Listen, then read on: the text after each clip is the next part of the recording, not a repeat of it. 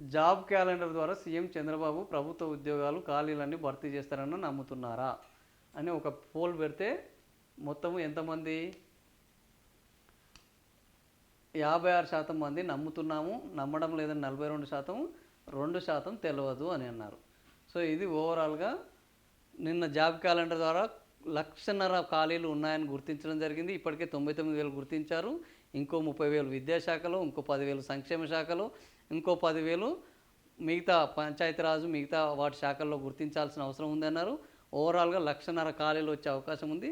దీనికి job calendar రూపొందించి భర్తీ చేస్తామన్నారు.